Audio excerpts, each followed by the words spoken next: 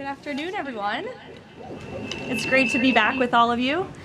It's good to see you, good to be in this room. I'm glad everybody showed up today. Let's get back to work. We're going to begin with a few scheduling announcements. Tonight, as you all know, at 9:00 p.m. Eastern, President Trump will deliver a major address to the nation on protecting the integrity of our elections, and we encourage every American to tune in.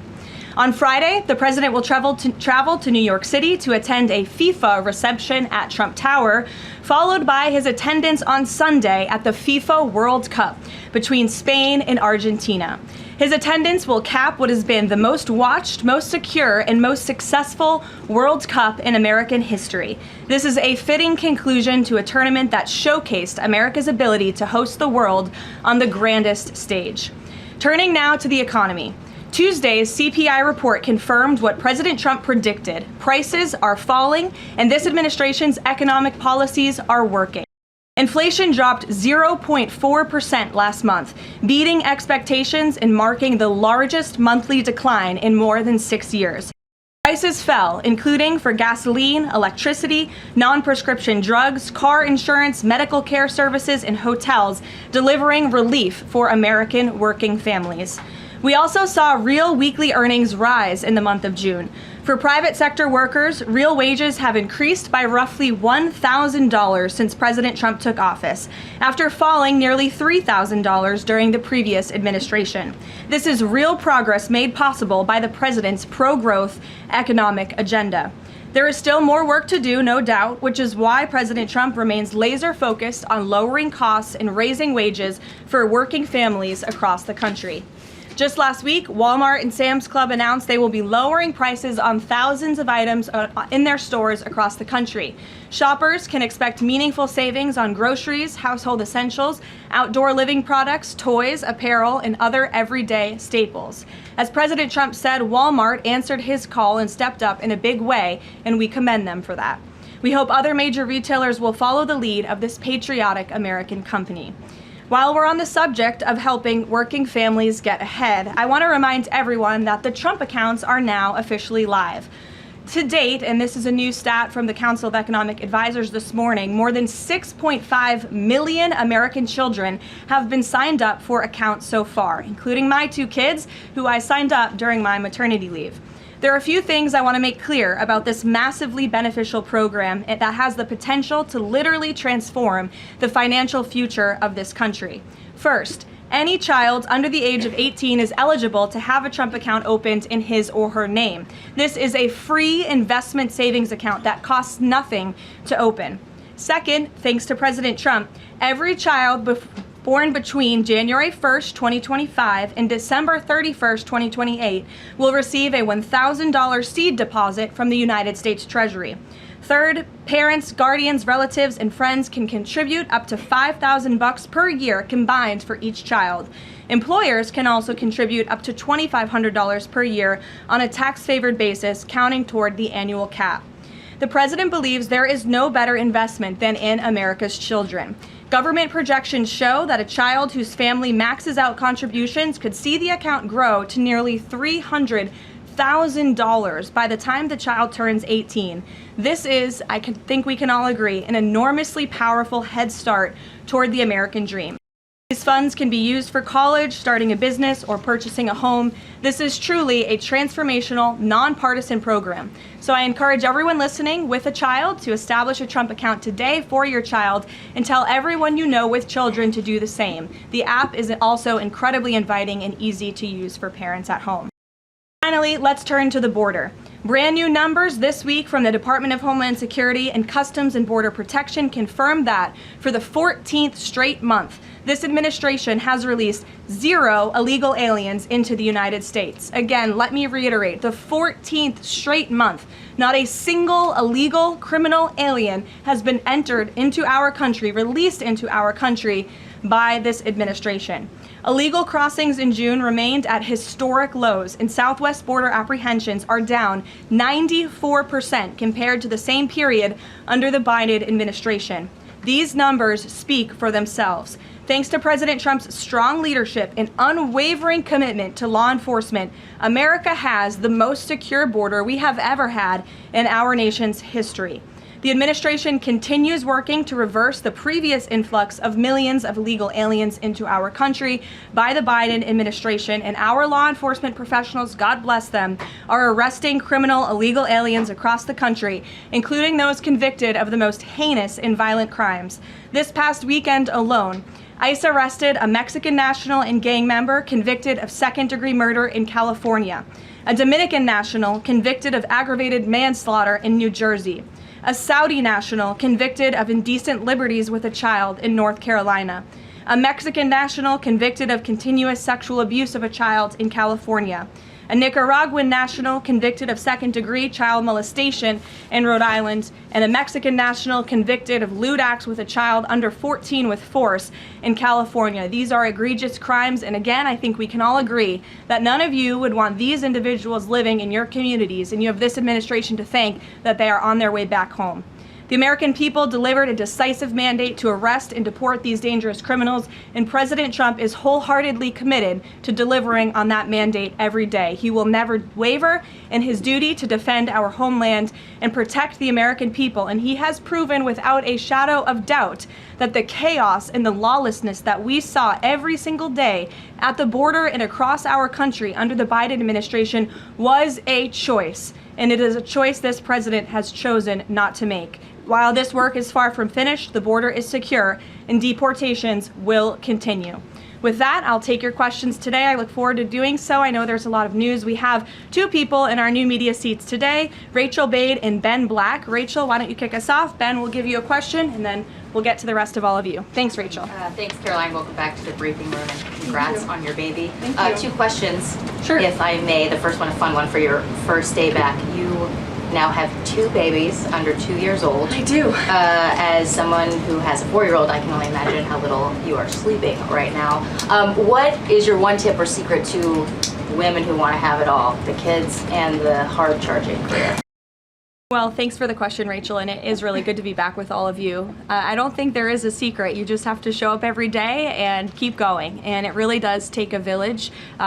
Take the opportunity to shout out to my husband, who's home with our babies right now. I look forward to returning home later to be with them, but it's challenging. But for me, I view this as more than a job. I view this as public service on behalf of a president who I firmly believe in everything this administration is doing and really creating a better country for my children and their future, and I'm very grateful for that.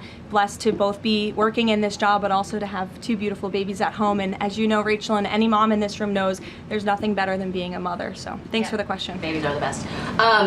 Okay, a question about tonight. There are a lot of Republicans in this town who very much support the SAVE Act and want to make sure, you know, our elections are upheld, election integrity, top priority for them. But some of them are concerned that tonight's primetime address might focus on, you know, elections of the past, relitigating them rather than voter concerns of today. I'm wondering, can you tell us if the president tonight is going to talk about the economy? You just talked a lot about the economy and what we're seeing there. And what does the White House say to Republicans who are worried that election issues like this could actually turn off swing voters? Well, a few things. I would encourage everyone to tune in tonight. I've seen a lot of reporting and frankly misreporting about what the president will say. I think the American people will be relieved to hear what they are hearing from the president of the United States and his commitment to transparency and the focus on the integrity of our elections tonight. I think all Republicans and Democrats should recognize this should be a nonpartisan issue. If we don't have safe and secure elections in our country, we cannot have a country. It is a vital part of our democracy, of our constitutional republic. The president will be speaking about that tonight. And in addition, at the very same time, of course, he is working on all of these economic issues that the American people have at home. I just read to you the latest inflation numbers are looking good, the best report in 6 years. The president, Republicans and Democrats and all Americans have this president to thank for the largest tax cuts in American history, which every Democrat on Capitol Hill voted against.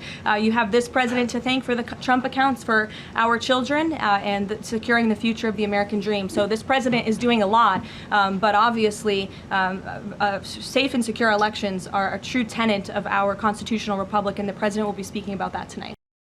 Thank you. And Ben, please. Hey, so I'm from England. I've been following the World Cup all around, absolutely loving it. unfortunately, we got knocked out last night, so I'd love to ask a sorry for favour. the loss. I'll skip over that. Tough day for you today. Yeah, it's all good though. But I want to know, so all these football fans coming to America, absolutely having a great time. I've had an amazing time. What do you want these football fans to take away from their time in America? Sure. Well, I'm so glad you enjoyed your experience here in our country, and sorry for the loss. We look forward to the final match on Sunday, and I know the president looks forward to attending, but I think the world saw that this president and this country is able to put on the greatest show in sports in the world. And we are a kind people, we are hardworking people, and we have the best country on the planet. And I know I've loved seeing the videos from foreigners from around the world who have traveled to the United States and have been quite surprised about how lovely and enjoyable the United States is. I don't think we get enough credit from the international media around the world, but we encourage everyone to come and experience America for themselves. So thanks for being here. Absolutely. And safe travels home. You're welcome. Caroline. Garrett, Caroline, welcome back. good to see you. Likewise. To the degree that this speech tonight is about elections past, not elections upcoming, the 2020 election has had dozens of recounts, lawsuits, audits. 2024 election widely believed to be safe and secure. There's not really any question about that. A lot of people look at this. Because it was too big to rig. Well, I think a lot of people look at this There's a and massive wonder, amount of votes for this president. That's why he's in the Oval Office right now. No one disputes that. And there were a significant amount of votes for Joe Biden, who won in 2020. I think the question is, why is the president unable to let this go? Well, first of all, Garrett, I think part of the problem is that the media has refused to acknowledge that tens of millions of Americans across the country share the concerns of this president about the sanctity of our elections. And your premise of your question, you're jumping ahead to a conclusion in this speech before even hearing it yourself. I think that everyone should tune in tonight, including the people in this room, and you should report on the president's speech and the findings that he is going to reveal in this speech with a little bit of honesty and a little bit of integrity, because it will shock you if you have an honest eye listening to the president tonight, and everything he is saying will be backed by facts and by evidence that will be provided this evening. And again, Garrett, I think all Americans, Democrat, Republican, should agree that we are the greatest country in the history of the world. We should have the safest and most secure elections in the history of the world. And what the president will be speaking about tonight will show you that perhaps that is not the case, and we need to make some adjustments moving forward, including the Save America Act, as Rachel pointed out, is a key legislative priority for this president on Capitol Hill, and he wants to see all senators and members of Congress voting in favor of the Save America Act, because it's crucially important as we move forward. Aisha. Hi, Caroline. Welcome back. And Thank you. I'm assuming the pink is for your baby girl. You know, I didn't think that, but I guess it is now. Thank you. We've talked a little bit about what the president might say tonight, but the other question is, who is running the teleprompter tonight after this report that the other guy is now under investigation for making money off of reading the president's speech? Obviously, I'm aware of the report. The president is too. I spoke with him about it. He believes it's deeply unfortunate and frankly a disgrace. And the individual that was cited in that report is complying with the CFTC, but has been put on paid administrative leave. So there will be a teleprompter operator tonight, of course, but it will not be the one, unfortunately, in that story. One more on Iran. The Vice President, J.D. Vance, went on this podcast with Joe Rogan yesterday, talked about Israel, in which he said that there are some people within their system that we know beyond a shadow of a doubt who are manipulating and trying to change American public opinion to keep the war going on indefinitely. Does the president agree with that statement? I think the president would certainly agree that, yes, foreign countries certainly do try to persuade American public opinion. There's no doubt about that. I think it's just a basic fact. Ed. Good to see you, Caroline.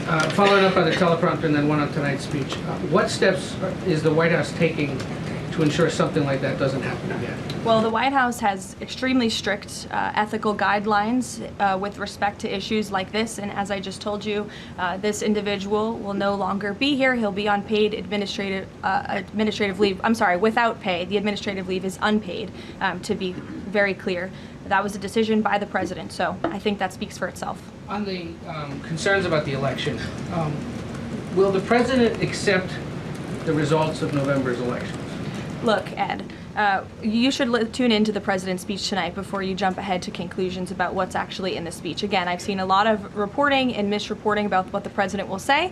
We hope CBS will take the speech, and all Americans should take it. Okay, but I'm not presuming anything. I'm just asking whether he accepts the results. Caroline, two questions on the Trump account. First, following the birthright citizenship case, is there concern that babies that are born to illegal immigrants here in the United States are not excluded from these accounts? And also, since the $1,000 per child from the Treasury seeds these accounts, can you assuage concerns from those who feel this is wealth redistribution? I would certainly not describe it as that. As you know, this was an incredible private-public partnership. We had incredibly generous Americans, Michael Dell and many others, who contributed to the fund for the Trump accounts. So that money will then be passed along to America's children, which I think is a great thing that all Americans from all political persuasions can agree upon. With respect to your question on birthright citizenship, I think the president has made his view and the White House has made our view on this case quite clear. We're going to continue to move forward to work with Congress, hopefully in the future, to remedy this problem in our country and to ensure that we cannot have this scam continuing where you have foreigners from all around the world traveling to our country to give birth to babies who are then given the greatest privilege on the face of the planet, American citizenship. That's not how our founding fathers intended this country to work or to operate, and the administration is committed to finding solutions to remedy that. Trump accounts, those are children of those illegal aliens? That's not something I've discussed directly with the president, so I don't want to speak out of turn on that. As you know, Carrie, all American citizen children are able to access the Trump accounts as it stands right now. Sure, go ahead. Thank you very much, Mark Stone from Sky News. Can I switch to Iran, please? Sure. And specifically, the Manab school attack. 120 children dead, 26 of their teachers. A Sky News investigation released today points to all this being a tragic mistake by America, by the US military. So could you explain, please, why the president is repeatedly saying it wasn't America, when he hasn't actually, he says also that he hasn't even seen the report? I can't speak to the Sky News investigation respectfully because I have not read it. All I can speak to is what the president has said as I speak on his behalf, and the investigation continues, and we would defer you to the Department of War for further questions on it. Do you mind following up, if I may? Sure. I just want to My understand. answer's not going to change. I just want to understand why he consistently says it wasn't us, we didn't do this, when all the evidence and indeed the preliminary report, and we've spoken to a military insider who says this was human error. Well, that's the president's opinion, and at the very same time, he has said the Department of War is investigating the matter, and we would defer you to them for any questions with respect to the investigation, which obviously has not been released yet. I would defer you to them for further questions on it. But there's been, I think the president feels that way because he knows that our military always acts in good faith and absolutely never targets civilians or children, unlike the other side of this conflict, Iran, who is well known for killing women and children and innocent people in their country for a very long time. So you should focus on that in your reporting. Danny. Thanks, Caroline. Welcome back. Another World Cup question, much as it pains me. President Trump had some harsh words for Spain at the NATO summit last week about their spending. Does that mean he's going to be supporting Argentina Sunday? Danny, it is a really good question, and I'm disappointed in myself for not asking the president before I came out here, knowing you would probably ask. I haven't talked to him about it, but we'll get you an answer on that. You're welcome to ask him yourself at some point before the game. I'm sure you'll see him, and I'm sure he'll have a fun answer for you on it. Sure, in the middle, go ahead. Sure, Jasmine, go ahead. Thank you, Caroline. Welcome back. Thanks. Back on the teleprompter issue, Notice reported earlier this year that Kalshi was inaccessible on the Wi-Fi that journalists here at the White House have access to. Are staffers back in the West Wing and other parts of the EOB, et cetera, do they have access to Kalshi and Polymarket on their Wi-Fi? On our work computers? Yeah. Honestly, I've never tried, so I don't know. But I'm happy to go try and get you an answer on that. In the back, Reagan. Sure. I just wonder, are Jasmine, there go other, ahead, and then another Reagan, question. go. Are there any other White House staffers or people within the administration who are suspected of also placing bets on Kalshi or Polymarket or other things with some of this privileged information? Not to my knowledge, not that I've been made aware of. And as you saw, I think this played out exactly how it should. Kalshi notified the CFTC of suspicious activity. They investigated that, identified the individual, and he will now no longer be working at the White House. So I think that answers all the questions on this matter. Reagan. Thank you, Caroline. I have a question for you on the Save America Act and Sure. Senator Graham, and then a quick question on Iran. Sure. Trump said in one of his final conversations with the late Senator Graham that he was talking about the Save America Act and that he felt like they were in a great position with it. Do you anticipate that the Senate is going to be more aggressive to push the Save America Act in light of the fact that it was so important to Senator Graham so close to his death? Sure. Well, since I haven't had the opportunity, let me just express my sincere condolences to Senator Graham's staff and his family. He was beloved by so many here at the White House, especially the president, and I know that the news of his sudden passing was just tragic to all of us, especially the president, who considered him a dear friend. The Save America Act, as I said, Reagan, is of vital importance to this president, and he wants to see it move forward. I understand that Capitol Hill and Speaker Johnson are moving forward with attaching as many elements of the Save America Act as possible to the Budget Reconciliation 3.0. Here we go. The president is supportive of that process, and he hopes that Republicans will vote for this important piece of legislation. The Budget Reconciliation bill not only will address the Save America Act, but also ensure important aid for our farmers and our war fighters, which the president supports as well. Brian. Thank you, Caroline. Welcome back. Thank you. On the Kalshi situation, I have just a few questions on that. Sure. This individual has been accused of making trades around the president's speeches for months. I mean, this has been going on since at least earlier this year, maybe even before that. Did the White House counsel have any awareness that this was going on with this individual? And if not, No.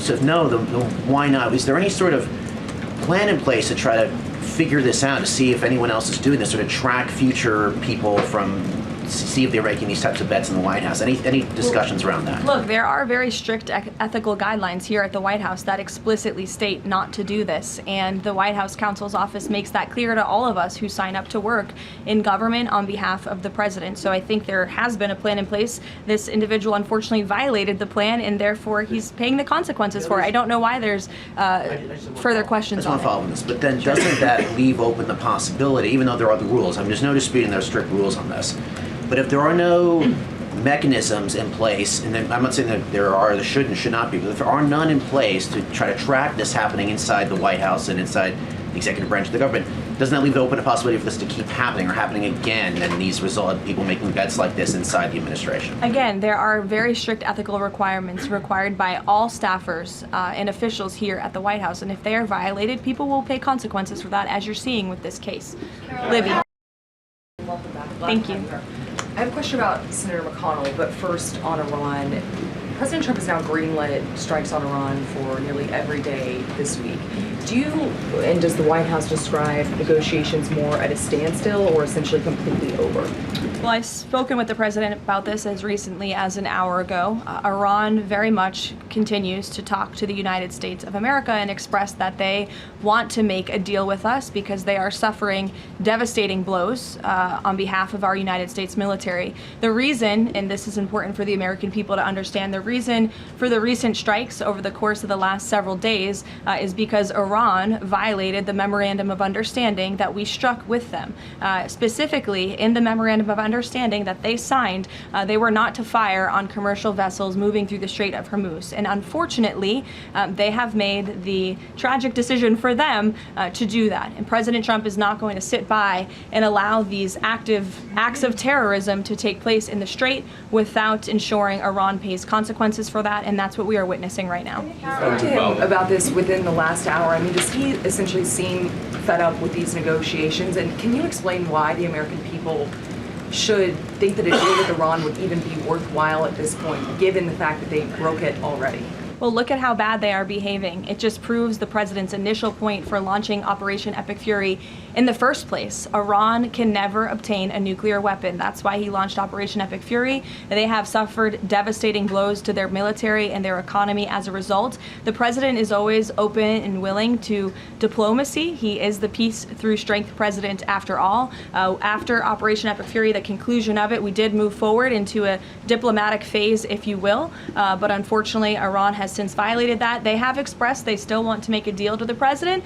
We're talking to them, but again, the president is not going to allow them to fire on ships in the Strait without paying a consequence for that. And I think just one more point, I think throughout this entire endeavor, the president has proved not just to Iran, but to the entire world that we can hit Iran anytime, anywhere, any place, and their ability to defend themselves has been essentially wiped out because of this president and Operation Epic Fury in the first place. Sure. Lena, go ahead. Thank you so much. Welcome back. Thank you. Two questions for you. If I can read two comments, one made by President Trump and one made by the Vice President on Iran. President Trump recently said, as far as I'm concerned, it's just a waste of time dealing with them. They're liars. There's something wrong with them. They are cuckoo. They are scum, sick people, vicious, violent people. And then Vice President Vance went on Joe Rogan last night and he said, I'm very frustrated by the Americans and frankly by people in other countries who say you cannot negotiate with the Iranians. So your response to these contradictions, because I think you can understand how that's confusing for Americans with this mixed messaging. And then second question for you, at least 6 Americans are still detained in Iran. Mm-hmm. Will President Trump make this conditional, a point of condition in continuing these conversations with the country as well as political prisoners? Sure. And also people that are still being executed in Iran to this day? Sure. To your second question, I'll never create a red line or a condition on behalf of the president without his blessing. I haven't heard him say that, but obviously ensuring the return of Americans wrongfully detained or held hostage all over this world remains a priority for him, and he has done so in a tremendous way over the course of the last year and a half. Americans from all over the world have returned home thanks to this president and the efforts of his national security team. To your first question about the comments between the president and the vice president, respectfully, I do think you're taking comments from different times throughout this conflict and kind of asking me if these are contradictory of each other. I can tell you the president, vice president are on the exact same page about where we are right now in this conflict. And the fact that you do see elements of what's remaining in the Iranian regime that are more willing to make a deal, and then other elements who are not so maybe willing to make a deal, shows that Operation Epic Fury was incredibly effective because we neutered their ability to communicate with one another, and they are a fragmented system. They are not the once very strong, powerful terrorist state that they were before this operation, which was one of the ultimate goals. So we'll continue to work through the process, and as I said, the president will hold them accountable when they turn their back on the words that they state to the United States, but he is always open to diplomacy at the very same time. Thank you, Caroline. Sure. Regarding the president's speech tonight, he's been in office over 540 days now. If what he says is tonight is backed up by evidence, why hasn't anyone been charged? Well, he hasn't revealed it yet. He hasn't declassified the documents yet, and you will see what he says tonight, and then we'll move forward appropriately from there. Tonight from the Justice Department? I don't speak on behalf of the Justice Department, Caitlin, you know that. Rachel. By evidence, will there be charges? You'll have to ask the Justice Department. I don't charge people. I just speak on behalf of the president. Rachel. Thanks, Caroline. Welcome back. Just a point of clarification really quick. On the staffer who is accused of profiting off of the president's speeches, you said he'll no longer be working here. Is he on administrative leave or is he going to be fired after that's over? He's on unpaid administrative leave right now. And just to follow up on the president's speech tonight, I mean, we've been talking to a lot of Republicans over on Capitol Hill. They have said that focusing on the economy is the right way to go ahead of the midterm elections. They believe that's what voters care most about. What does the president say to Republicans who think that focusing on the 2020 election, election integrity, all of these issues right now is not the right approach so close to the election? Well, again, you guys have not heard the speech yet, so I would digress with the criticism until you actually hear what the president is going to say and what he's going to say when he addresses the American public. I would also add again that the administration, and especially this president, are able to walk and chew gum at the same time and tackle a number of issues on a number of different subjects every single day. We see that president do that, working around the clock on foreign policy, on domestic policy, all of the time. You all report on it, you have to keep up with it, so I think you can agree with me on that point. And I would also add, the president will continue to be traveling all around the country to talk about the economy. We were just in Pennsylvania a couple weeks ago touring a Mack truck facility, which has been greatly strengthened and enriched because of this president's economic policies over the last year and a half, and he loves doing that, and he will continue to do so. Jennifer, go ahead. We have seen, with the increased community strikes, a real decrease in traffic through, commercial traffic through the Strait of Hormuz. What is the U.S. doing right now to facilitate flows through the Strait of Hormuz and preemptively address the risk that Houthis will actually choke off the Red Sea oil route and that prices will increase further before November? Sure. Well, two separate questions. First, let me address what's happening in the Strait right now. We know that there is a blockade of ships directed by the president for ships entering and departing Iranian ports only. This has been fully implemented and is in full force. This blockade was reimposed due to Iran's inability to honor their agreement with the United States of America. More than 10,000 U.S. sailors, Marines, and airmen, along with 2 aircraft carriers and more than 20 warships and dozens of aircraft, are executing the blockade mission as we speak. And during the first 24 hours of the blockade, U.S. CENTCOM has redirected 2 compliant commercial vessels and disabled 1 non-compliant vessel. So look, the Strait is open for ships that are not traveling to and from Iranian ports specifically, and the U.S. Navy is there to ensure that can take place. With respect to gas prices, as you know, the price of oil right now is approximately $80 a barrel, maybe a little less. Before I came out here, that's what it was at. Gas prices are down approximately 60 cents a gallon off the peak of this conflict, and the president was honest with the American people from the beginning. There may be temporary disruptions in the oil market, but what we haven't seen is what all of the naysayers said, that there would be massive increases in the price of oil that so many warned about. And that's in large part because of the president's domestic energy policies here at home to revamp our domestic production here, but also the administration has taken many swift actions to mitigate these temporary disruptions. As you know, we've released oil through our SPR, the Jones Act waiver, which has been incredibly effective, fuel environmental waivers. We also, the president signed the Defense Production Act to restart California oil production. So all of these very swift and mighty actions on behalf of this administration have led to a rather stable oil market, and the president will continue to do all he can to ensure prices come down, stay stable for the American people and the American consumer until the end of this conflict. And ultimately, I think Americans should keep in mind why we're doing this in the first place, to ensure that Iran, a terror state, can never obtain a nuclear weapon. Dasha, go ahead. Caroline, nice to see you back. You too. 2 questions, one on tonight and one on immigration. It strikes me listening to the conversation in this room about Iran, given the questions that folks on both sides of the aisle have about strategy and endgame, given that the United States has intensified strikes on Iran, typically in a time of conflict, when the president gives an address to the nation, you would expect him to address this conflict. Number one, will he talk about Iran, and why is that not the major topic of his speech? Does he believe that the SAVE Act and the 2020 election integrity are more important right now? Well, no, it's not a matter of importance. It's just a matter of timing. The president will be making a very important announcement with respect to the integrity of our elections. However, it is also very possible at the top of the speech he will mention the current situation with Iran and also the economy as well. As you all know, President Trump is a man of his own word, and he sometimes is thinking about these things up until he walks out. But we have had conversations about him addressing a range of topics, and that could very well be possible tonight. Again, this is all more reason for all of you to carry the speech live and for the American people to tune in tonight so they can hear directly from the the president and draw their own conclusions. Caroline, go ahead. Immigration. Caroline, sorry, I just wanted to add the immigration question real quick. Sure, Caroline, go ahead. Sorry. 3 men were killed in ICE encounters in less than a week. As a result, DHS announced that it would end vehicle stops, and then President Trump urged them to change their position. Can you confirm whether vehicle stops are back on, and is the administration doing anything more to prevent these kinds of deaths, maybe accelerating distribution of body cameras which weren't present in this case? So a couple of things. Vehicle stops are continuing. Verbal guidance has been given to all field offices across the country by the Department of Homeland Security. The President and the Secretary of Homeland Security are on the same page that vehicle stops are a necessary tool that ICE agents need in order to continue their deportation campaign of the worst illegal alien criminals from our country. With respect to body cameras, I know there's been some questions about that in recent days. Over half of all ICE field offices now do have body cameras, and the remainder of the field offices are expected within 60 days. It's been a slower rollout than we would have hoped, but that's because of the Democrats' decision to shut down DHS for several weeks. So we expect to fully execute on the promise of body cams to all field offices across the country very soon. Karen.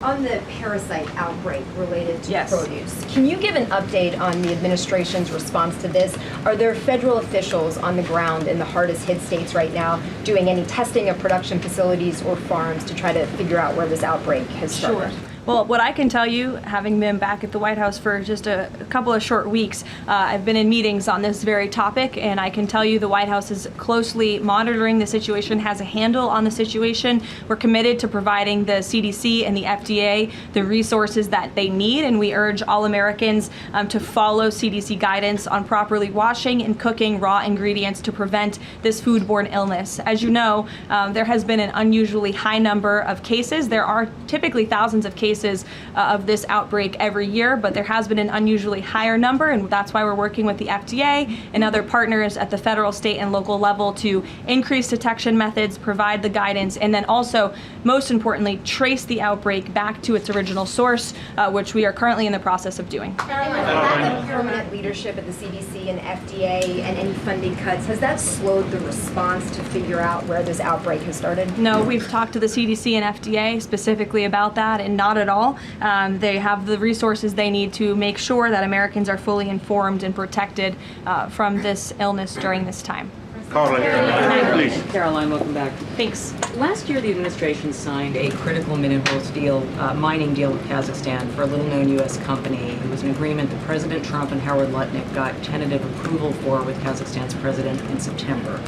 6 days before the deal was signed, which was in November, the president's older sons with other partners took a 20% investment in a company related to the deal. What did the president know about his son's involvement in this arrangement, and when did he find out about it? From my understanding, Maggie, nothing. I've spoken to the president and his family about this. They would absolutely never do anything that would put the president in a place of a conflict of interest. And we have timelines to give you and to provide you, which we did to the news media at the time when this story broke, to prove that very point that I just made. Sorry, just 1 second. So the president did not learn about it until it was in the media? That was when he found out? That's my understanding of the matter, yes. Caroline, Go ahead. Thank you very Carrie, I'll much. go to you after. Just Thank you. Sure. Thank you. Go ahead. Me? Okay. Why don't we just... Okay, thank you very much, Mr. Curtis. Starting in the back. Very welcome back. Okay. Thank you. Yesterday, Iran launched a drone attack against U.S. facilities in Erbil, threatening American personnel and the Kurdistan region, one of the American closest partners in the Middle East. What is your message to those responsible? And are you staying with your loyal ally in the Middle East and at least helping them to defend itself? Who launched the attack? You're saying Iran, yes, Kurdistan of course. region. Well, I think I've addressed that previously in saying that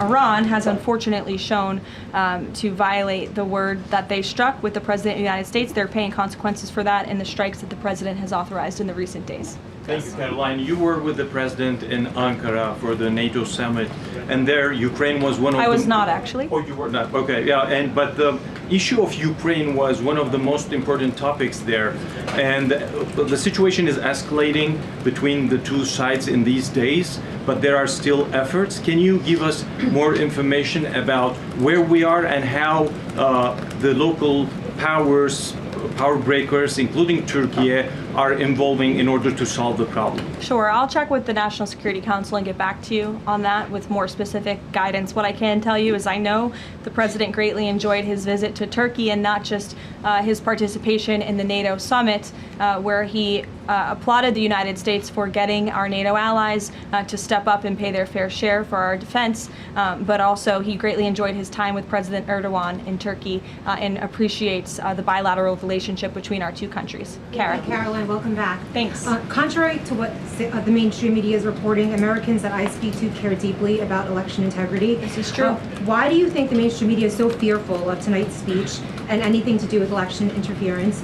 And why are they attempting to discredit President Trump's speech before they've even heard it? And lastly, what's your message to AOC, who is asking for President Trump, the mainstream media, to actually censor the sitting president's speech tonight? Yeah, I think that the mainstream media should air the president's speech and allow the American people to draw their own conclusions from it. Again, I think it's important that the American public hears directly from the President of the United States on a topic that, to your point, is very near and dear to the hearts of many Americans across the country, the integrity of our elections. This should be a nonpartisan, non-controversial issue, and I think you'll hear the president talk about that tonight. So we'll see you then. Thank you. He was telling the president that he